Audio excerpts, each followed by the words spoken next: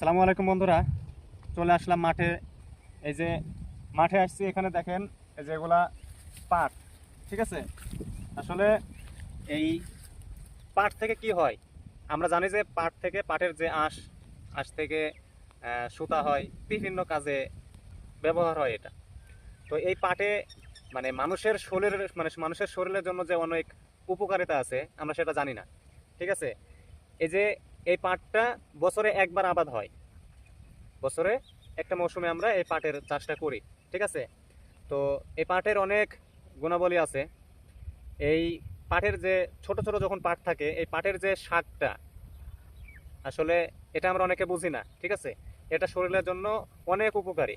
ঠিক আছে, এই পাট পাটের যে শাক, এটা আপনার ক্যালসিয়ামের কাজ করে। ঠিক আছে, শরীরে রক্ত বৃদ্ধি করে।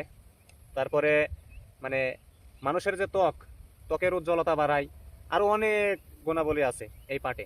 তো আমরা আসলে বছরে একটাবার পাটের আবাদ আমরা করি। ঠিক আছে, বছরে একটাবার পাটের ফসল করি। তো আসলে পাটের শাক আমরা খাই না। ঠিক আছে, তো সবাই পাটের শাক বেশি বেশি খাবেন। ঠিক আছে, এটাতে প্রচুর পরিমাণে ভিটামিন আছে। এটাতে ভিটামিন এ, বি, সি সব কিছুই পাটের ভিতরেই আছে। তো ভিডিওটা ভালো লাগলে অবশ্যই লাইক, কমেন্ট এবং শেয়ার করে পাশেই থাকবেন। ধন্যবাদ।